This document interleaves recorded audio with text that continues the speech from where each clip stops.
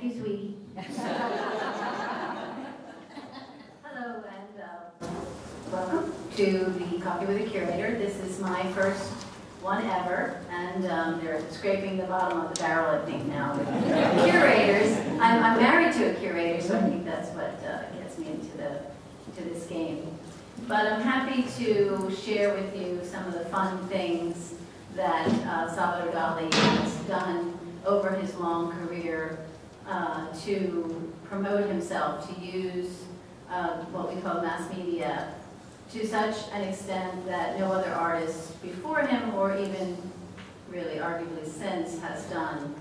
The lecture will show briefly some of the tactics that he used, some of the people who came before him, and conclude somewhat with how this has resonated in Dali's career and how it's influenced other artists.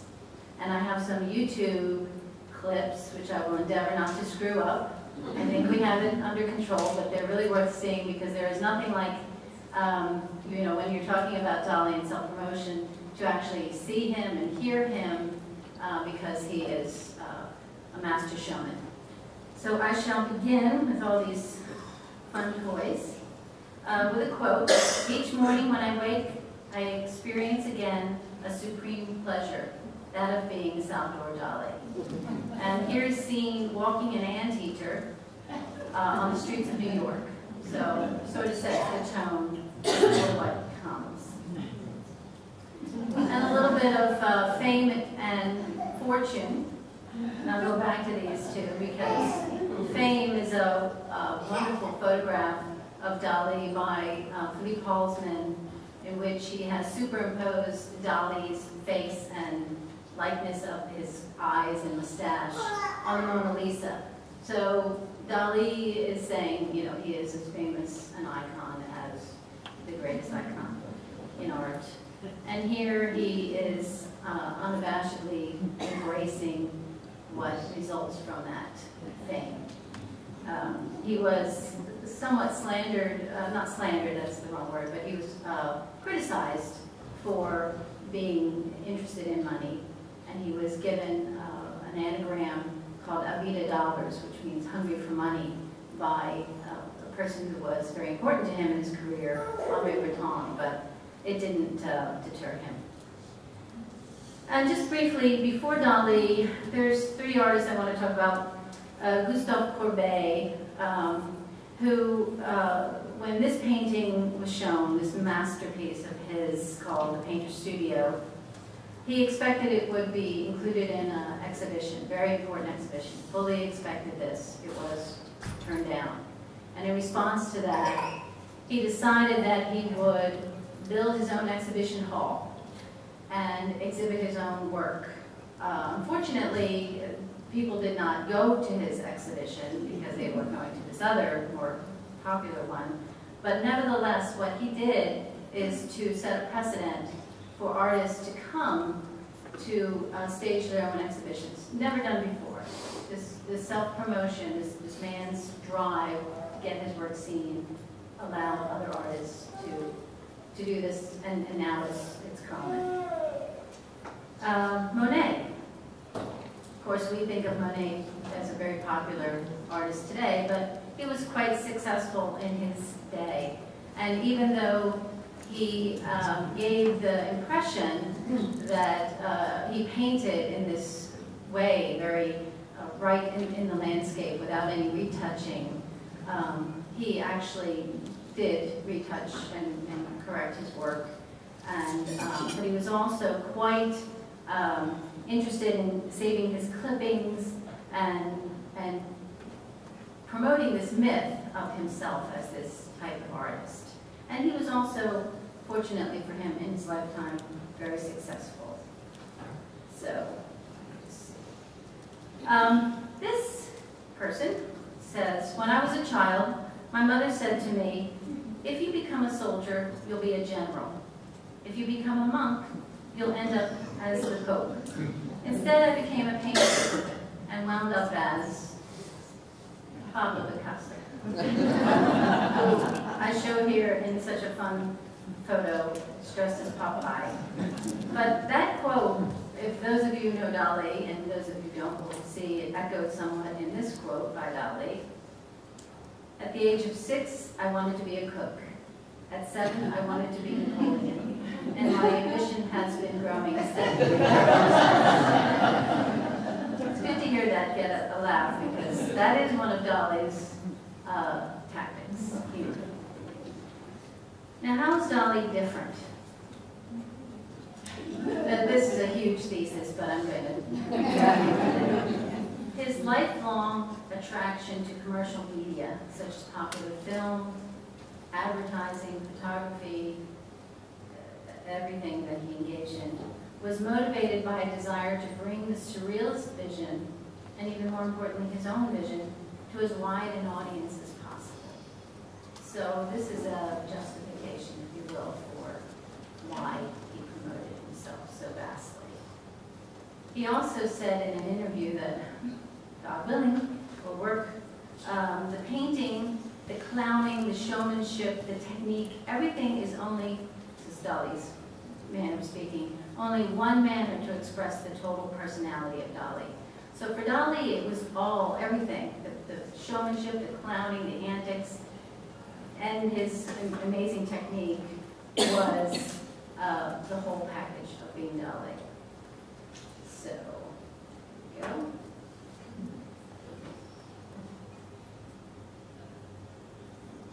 This is a short clip.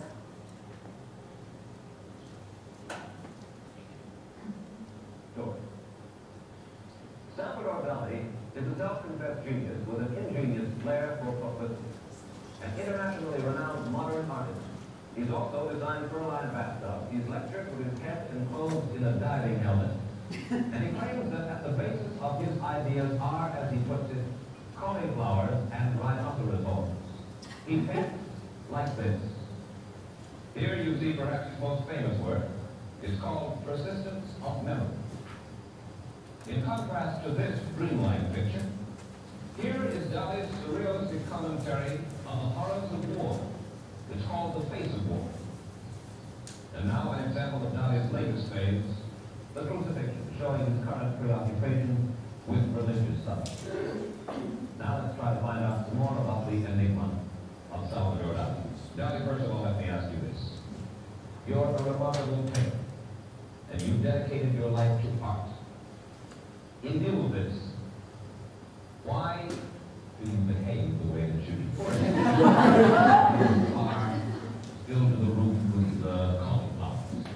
You lectured, as I mentioned, once with your head enclosed in a diving helmet and you almost suffocate. You issue bizarre statements about your love for rhinoceros horns and so on. You're a dedicated artist. Why do you, or why must you, do these things? Because this kind of eccentricities correspond on the more important and the more tragical part of my life. The more important and the more tragical part? I don't understand. The more philosophical. What is philosophical about driving a car full of cauliflowers or lecturing inside Because your this car? author made one tremendous speech with almost certainty in the Sorbonne in Paris about my discovery of the logarithmic pool of cauliflowers. The what? Logarithmic aspiral. Oh, yes. The logarithmic curve, yes. And presenting the logarithmic aspiral in the form of rhinoceros. And this time discovered it is a symbol of chastity, one of the most powerful symbols of modern life. Chastity is one of the most powerful symbols of modern life. The more urgent and the more dramatic, because the chastity represents the force of spirit. And actually, so we don't investigate the chance in any religion, you know, because of the Publicity, the people make law, there's no more spiritual strength, no more spiritual power. Yes. But we'll get to your spirituality, your increasing spirituality over the years in just a moment. About lecturing your head enclosed in a diving helmet. Why? Because it is not like the audience understand that Dalí penetrates in the bottom of subconscious penetrate in the bottom of subconscious in the seed, in the inside of the seed. Yes, and now In the bottom of subconscious. in the depth of the subconscious. Exactly. Yes. So this is one very clear symbol for arriving this state. We try to understand, in all seriousness, we try to understand you, and you try to explain. But earlier this week, you told our reporter, I'd like to be a clown, a buffoon. I'd like to spread complete confusion. Before we went on the air, you said to me, ask embarrassing questions. Ask embarrassing questions. Because a student will make one movie, clown. In this movie, myself dance Charleston. And my friends look this movie and told Dalí in this part is much better than Charleston. For me, it's very interesting. Well, are you Because that is one never spent. In the daytime, one never interesting for everybody. You want to be a marvelous clown as well as a marvelous painter? Which is possible. The two together is very good, you know. Charlie Chaplin is one genial clown, but never painted everybody. Or she doesn't. So what do you want to do? Charlie Chaplin, in the same time, paint masterpieces, or at least all more important than Well, wait. Despite your hijinks, time and again you have called yourself a genius, and you're very serious about this. Now you want to be evidently, you want to be a genius in two fields. First of all, you have called yourself a genius. many different things, no? You? Yes. What else besides the artist? The more important in my life, more to the room, more to the painting, more to my draftsmanship is my personality. Draftsmanship? My personality is more important than every of these little facets of my activity. In other words, what is most important to you Is my personality. is expressing doubt, not the painting, not the clowning, nothing but The painting, the clowning, the showmanship, the technique, everything is only one manner for express the total personality of God. I see. Let's take a look at one of your major paintings, Dalí. That worked.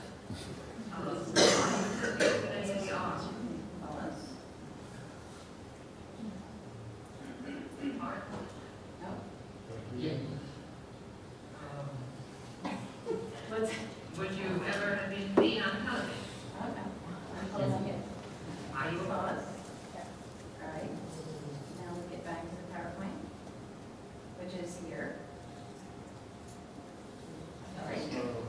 Okay, no, I'm good. All right. So sorry, that was a bit blurry. It was the best I could find of this clip, and it was a little hard to understand Dalí. But you can see that Mike Wallace, a very serious commentator who interviewed, everyone, was trying to get at this showmanship. And Dalí defended it and said, it's all part of my personality. It's not just a separate thing. So, okay.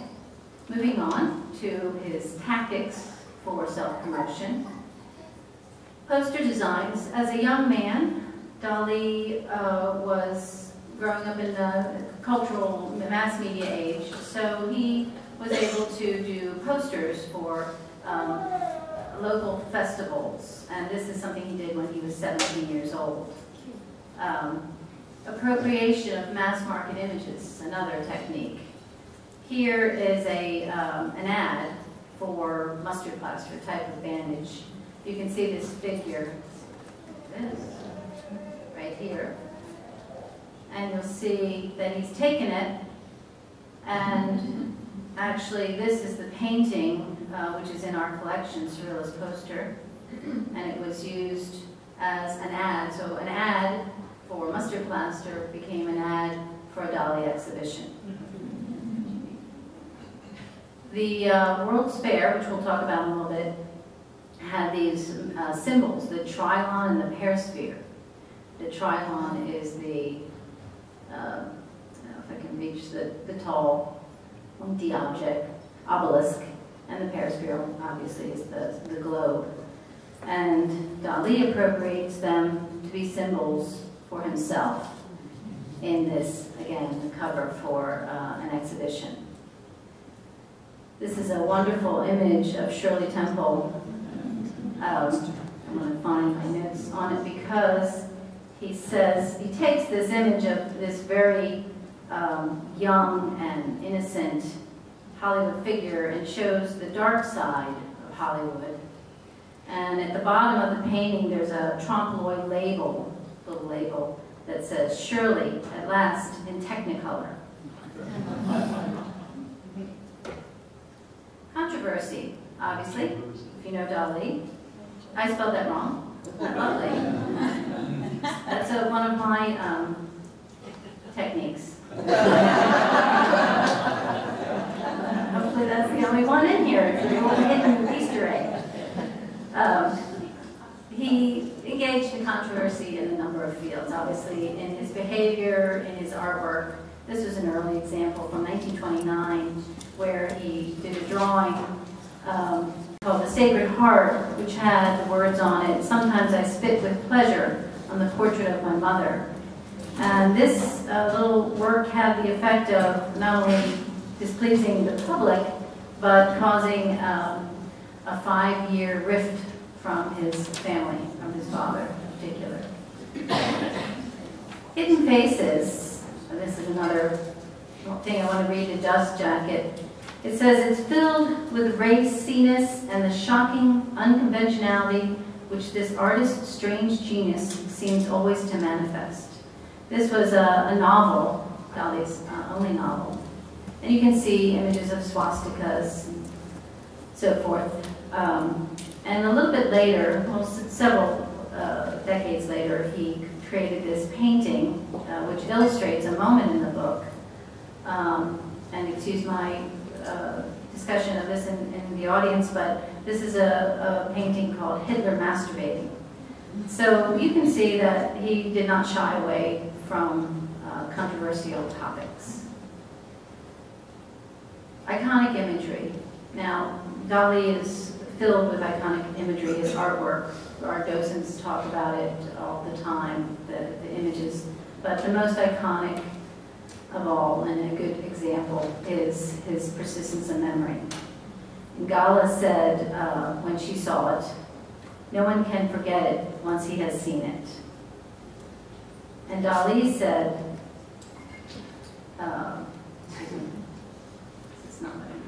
Dalí himself said that it was the most successful of his works and responsible for his public success. And his New York art dealer, Julian Levy, called it 10 by 14 inches of Dalí dynamite. Publicity stunts. We've already heard about the diving suit, and you may not have heard carefully, but he was in a Rolls Royce filled with cauliflower. That's what he was talking about with Mike Wallace. And Dalí was known for these publicity stunts. Sometimes they were contrived, sometimes they were accidental. To promote his book, The World of Salvador Dali, in 1962, he dressed in a golden robe and lay on a bed in a Manhattan bookstore. He was attended by a doctor, a nurse, and doctor. He signed books while wired to a machine that recorded his brain waves and blood pressure. A copy of this data was then presented to the purchaser. I don't know how many of you in the audience know about The Art of Ballyhoo and the director William Castle. He's a favorite of ours, my husband and I. And he was the one who created B movies, but he would always have a gimmick, such as a buzzer under the seat for a certain scene in the movie. And this is really coming from P.T. Barnum, the showman. This is what Dalí is doing here. Basically, the art of Ballyhoo.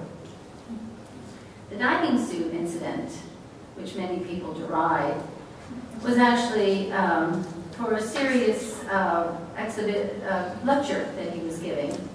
And he wore this diving suit to symbolize diving into the subconscious. Well, it was a real diving suit. It was very heavy, heavy boots. They put the helmet on, and they put it on good and tight.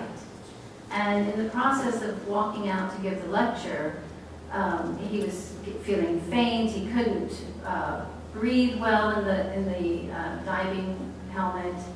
He was feeling faint from trying to walk and perspire, and then he realized he could not speak through the diving suit. So they tried to take the helmet off, and it was tricky. He couldn't do it, so someone had to intervene right at the point of where he was about to pass out. Well, the audience just thought, that was what it was all about. They didn't think anything was amiss. Probably if he had passed out, they would have thought that was all part of the show. Dalí himself said that he believed that the Dalinian mythology, which was already so crystallized upon my return to New York, owed a great deal to the violent eccentricity of this lecture in a diving suit. A lot of these quotes you'll see are from The Secret Life, and I want to tell you something about that book at the end of my lecture. And as we heard Mike Wallace say, about lecturing with your head enclosed in a diving helmet. Why? And he said, because I think there's nothing like it. The longest loaf of bread. Now we've tried to do this. We have not succeeded in actually making one loaf of bread, but we have had some fun with it. But 54, in Paris, Dalí staged this, long 2 meter, how many meters? Something. 20? 25 meter loaf of bread. You can see all the bakers. And bread is a major symbol in Dalí's career. In fact, again, let me get my notes. This would work. I thought this was a fun thing. He said in His Secret Life, America, I wanted to go over there and see what it was like to bring my bread, to place my bread over there. Say to the Americans, what does it mean, eh? The Von Witt-Teller window. A lot of you in the audience know about this. But Dalí was quite popular at this point in New York. And when he was there, he noticed that all the window displays on Fifth Avenue were all trying more or less to aid him. But what actually happened is he was invited to stage 2 windows at this famous department store on Fifth Avenue. And in one of them, he had specific mannequins and really elaborate setup. He had a hairy bathtub filled with water. And he had all completed it and later went to view it with his wife. And he noticed that they had changed. They being, I suppose, the management of Von Witt-Teller had changed things about the display. And he was insistent that they put it back. And they said, well, no, they couldn't do it while, they couldn't close the window. It was very popular, lines of people. So Dalí figured that if there was water on the set, they would have to close the window and allow him to change it back. So he tipped the bathtub, and in doing so, it got out of his control and broke through the plate glass window of the Von Witt-Teller, almost really hurting himself and the people on the sidewalk. So he was arrested for this. And we see detectives next floor. Isn't that great? In New York.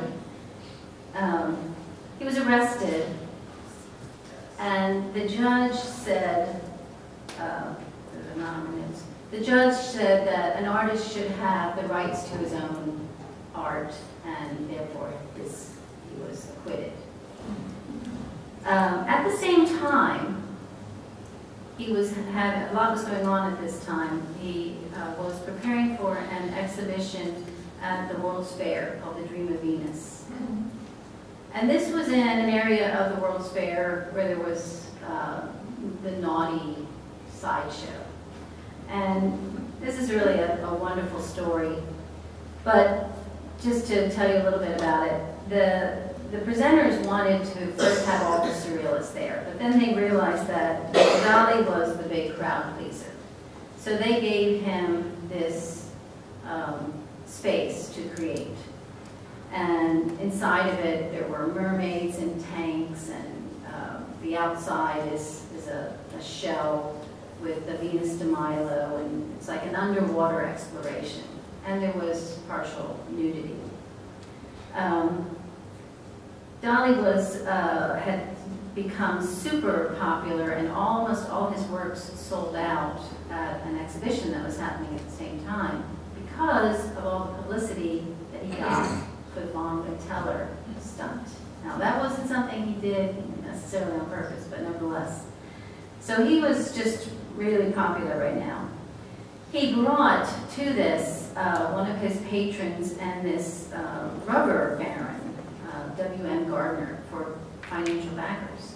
So consequently, Mr. Gardner's rubber featured in a lot of the props, oversized telephone, the leather, the rubber that the women are wearing. And he also manufactured mermaid tails for whomever needed mermaid tails. But like the Von Teller incident, they thought, well, this is a little too much. So they complained that there was too much surrealism outside, and it would keep the paying public from coming in to cash in on the action. Models cavorting in a glass swimming pool wearing only the aforementioned rubber mermaid tails. Dalí called it censorship. The rubber tycoon called it business.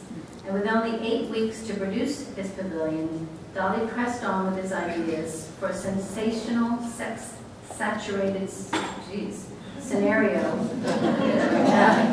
that in the main survived the censors, the fair organizers, and outraged religious and civic-minded. So before leaving, Dalí purportedly hired a plane to drop a printed leaflets, hundreds of them, over New York, yes, downtown. And those leaflets were called The Declaration of the Independence of the Imagination and the Rights of Man to His Own Madness. A protest against anyone trying to interfere with his vision. Of course, Dalí is known for his appearance. The mustache, the eyes, even his manner of speaking are all part of the Dalí package. Art critic Robert Hughes said that as an artistic trademark, Dalí's mustache was the only rival to Van Gogh's beard. He used the word artistic trademark, so. And you can see, photographer Philippe Halsman also said that Dalí is a surrealist, but despite that, he himself is the most surrealistic of all his creations.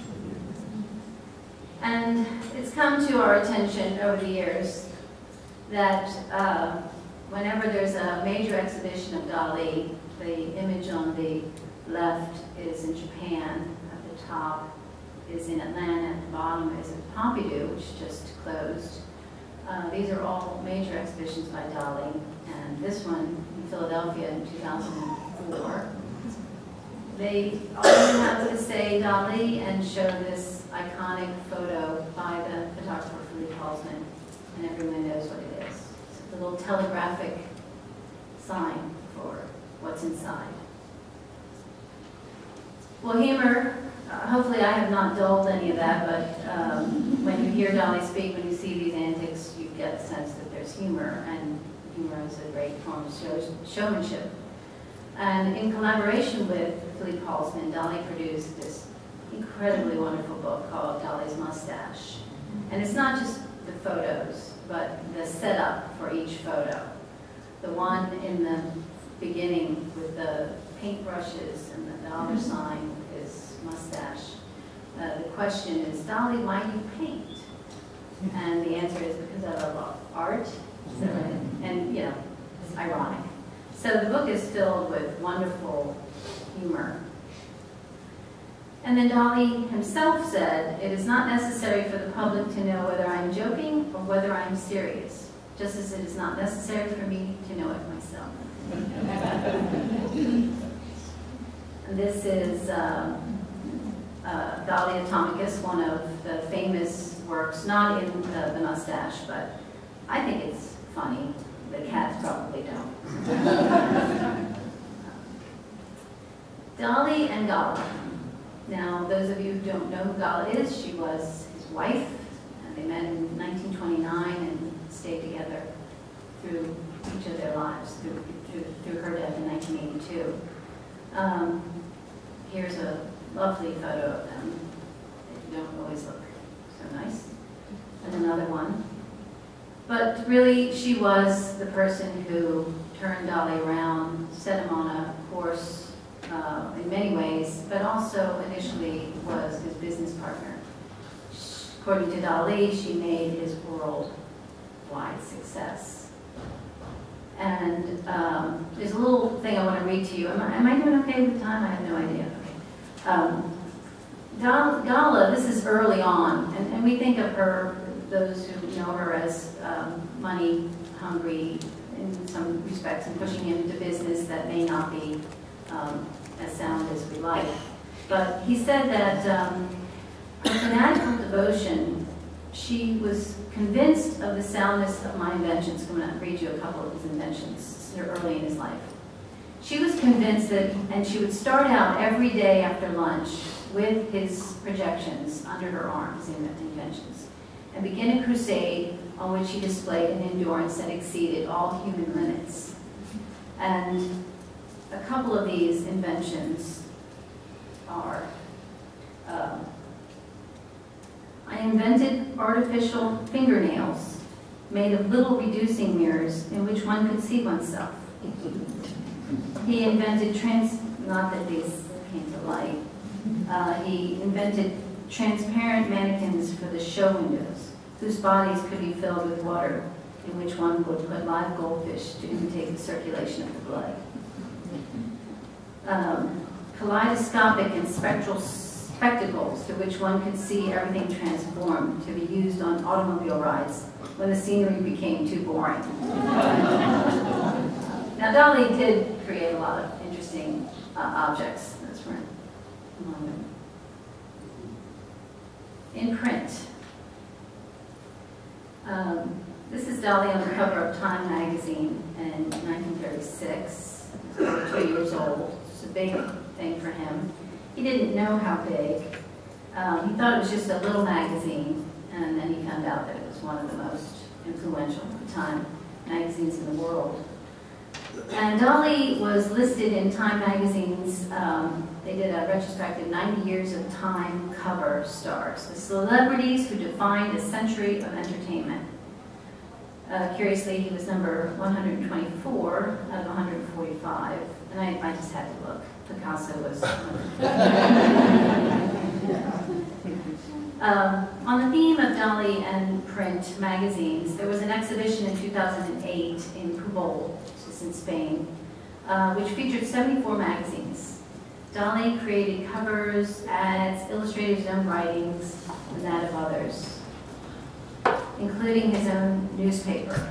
This is called the Dalí News. So he loved newspapers. He loved advertising, he loved being in print, and when it wasn't happening, he created his own.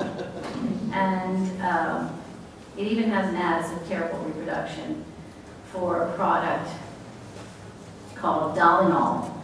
Do you suffer periodic intellectual misery, extreme depression, fatigue, disgust of life, manic depression, congenital mediocrity, gelatinous cretinism, diamond stones in the kidneys, impotence, frigidity? Take Dalí-related, the artificial fire of the spirit which will stimulate you again. Okay, here we go. Dalí appeared on, as many of you have seen, the show What's My Mind. I don't know if you know that show, but people would appear and the celebrity panelists had to guess who they were. And I have 2 clips from this. They're not long, but they're very funny. So, oops, here we go.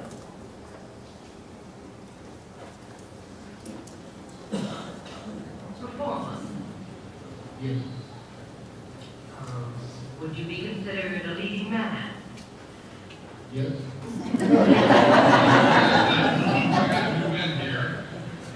Actually, in the general context of the questioning, we would have to accept that all the affirmative replies, except perhaps the last one, are not misleading in any major degree. However, I think the last answer is misleading, and we could not accurately describe our guest as a leading man. He's a misleading man.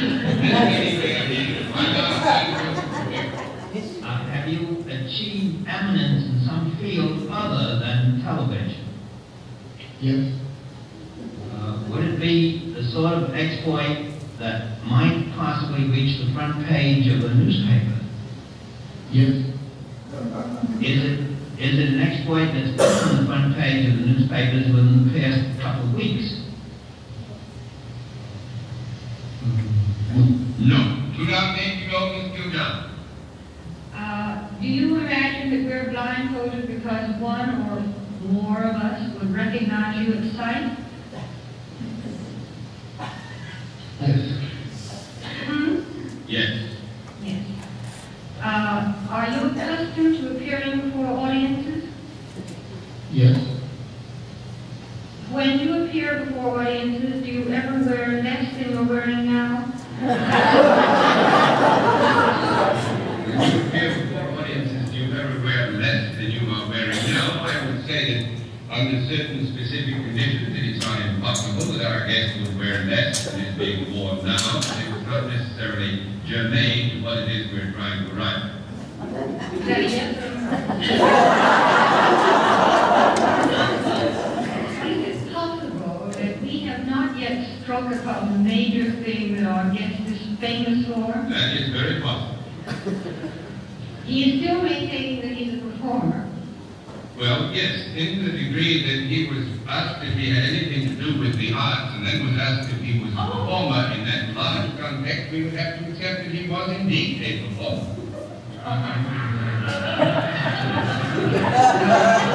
Yes, I love Dr. Dalí. When there are calls for a conference, you may have 15 seconds for a conference. I'm going to give you 1 minute for it again.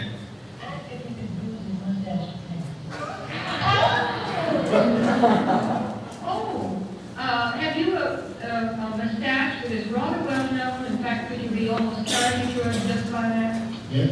Oh, well, thank you, Arlene. Are you Salvador Dali? Salvador Dali.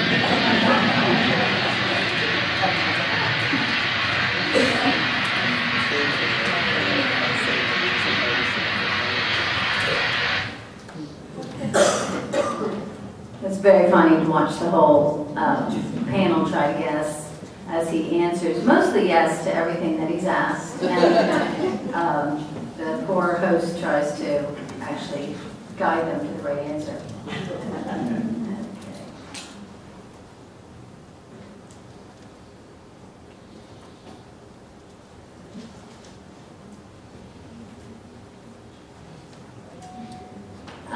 Much has been written about Dalí in Hollywood.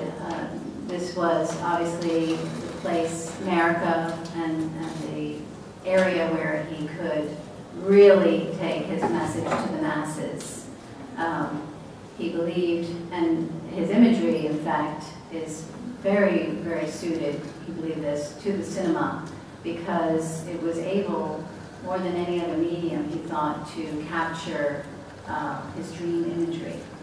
So, those of you who have seen the movie Spellbound, this is Dalí with Alfred Hitchcock. Not a great film, and not a great Hitchcock film, but the dream sequence was nominated for an Oscar, and it is the standout scene in the movie. This is a sequence with the eyes, and it's just absolutely marvelous. Dalí also worked with Disney, so you're talking about two of the greatest people in the business, Disney, and also very different, Disney and Hitchcock, on a short film called Destino, which again, those of you who are familiar with the topic know was begun in 1945 and abandoned. It was not deemed to be something that could be commercially viable at the time, but it was taken up again in 2004 and completed.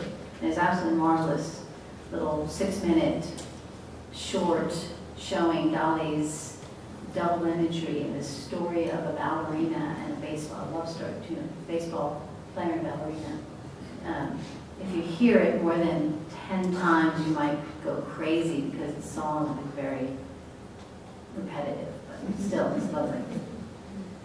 And obviously through advertising. And Dalí was, as Peter has told me every time, every day that I've been working on this, the age of the madmen, excuse me. Dalí was a madman, but Mad Men, you know, the TV show and advertising. And they really saw Dalí. He was a commodity that could sell everything from cars. This is an ad for Datsun. Scotch. The scotch I drink is Old Angus. I don't know if that still exists. This is an album cover for Jackie Gleason. What an odd hairy neck is. Vogue magazine, again, one of the many covers. Beautiful double image. Products. This is Osborne Brandy that Dalí designed the bottle and the shape. Brian's pantyhose. And it goes on.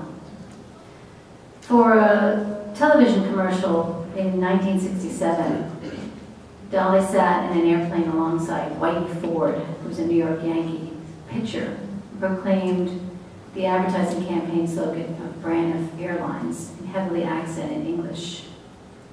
Again.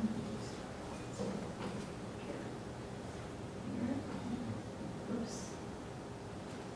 Sorry, slightly off my place where I want to be. Just entertain yourselves while and going down here. Seamless technology. Okay, this is the Braniff commercial.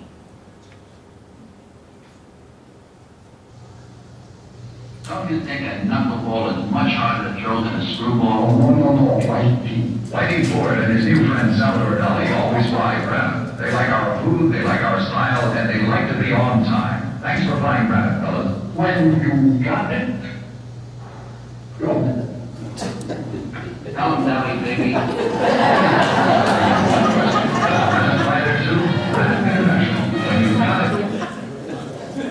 love how Whitey has to slap Dalí's hand out of his plane. Might as well play the next one. Commercial.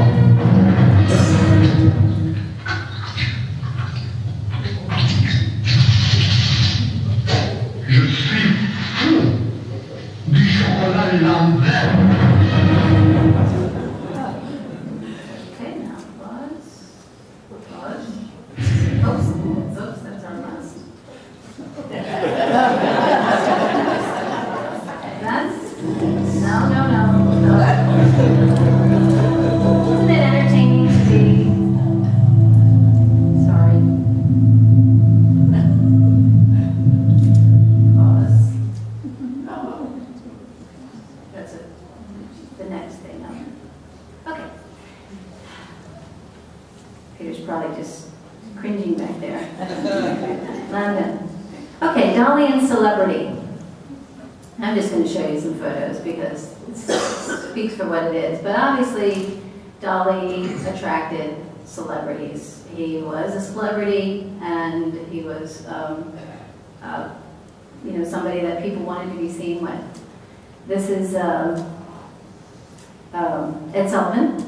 Dalí has a gun. I think this was to demonstrate a technique called bulletism, where he would shoot ink from a gun and create images. And you can notice the mustache and eyes. This is a photo of Dalí with John Lennon. and Yoko. You can see her in the corner. And Alice Cooper. And a fun fact, we have a wonderful hologram of Alice Cooper. They worked together on this project. And we're going to have the rock star here in October. It's the 30th anniversary of the 40th 40th anniversary of the hologram. It's been a lot of years. And we're going to have Alice here for that in conjunction with an event you'll be hearing more about. So, yay! We've been trying to get him for years.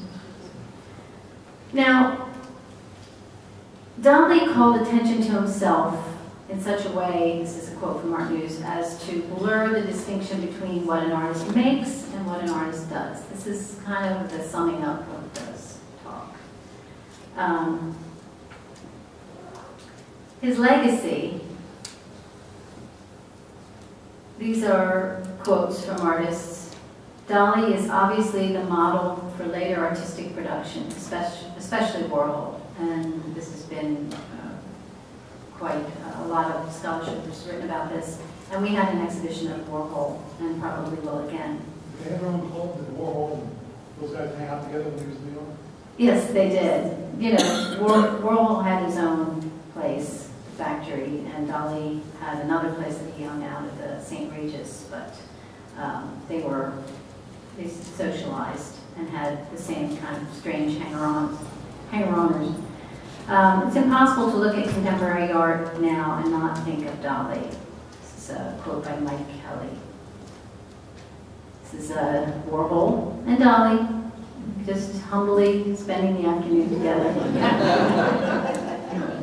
Every day, it's like a Tuesday, I think. Those who link Warhol to Dalí see Dalí as belonging squarely to the present when artists regularly merchandise not only the objects they create but also their own image. So again, going back to that quote by Dalí that says personality, everything. It's all about Dalí and what he is. It's an identity construction. This is Keith Haring. So they created not only the objects they created, but their own image. And in this case, Keith Haring is part of the object. You can see the figure, he's actually naked, with his graffiti style. Jeff Koons, an artist that we greatly admire here, and will have an exhibition of his work one day. You can see the lobster object hanging in the background. Is a great admirer of Dalí. He points to Dalí's effective meshing of personal iconography with mass culture iconography as providing a model for his own world. I don't know where this next slide is going to take me, so. So I just wanted to conclude by addressing a couple of fun things that we have done here at the museum, since we have to promote, our job is to promote Dalí, the museum. And when the museum opened, we created, through an agency, an ad. And I would like to play that for you. And I'm not saying that this is anything like Dalí, but you will see that the spirit of Dalí lives in the things that we do here. So this will be my last fumbling with. Nope. Let me go back. Let's see it from the beginning.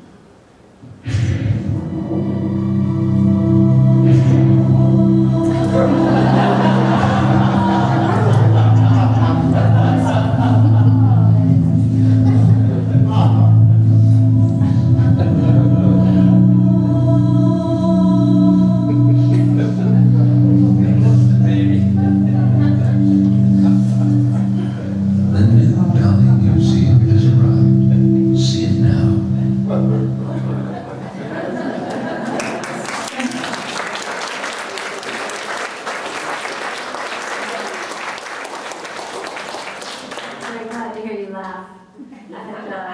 With that, what can you ask but to leave an audience laughing? I thank you very much for your time and hope you enjoy the rest of your day at the museum.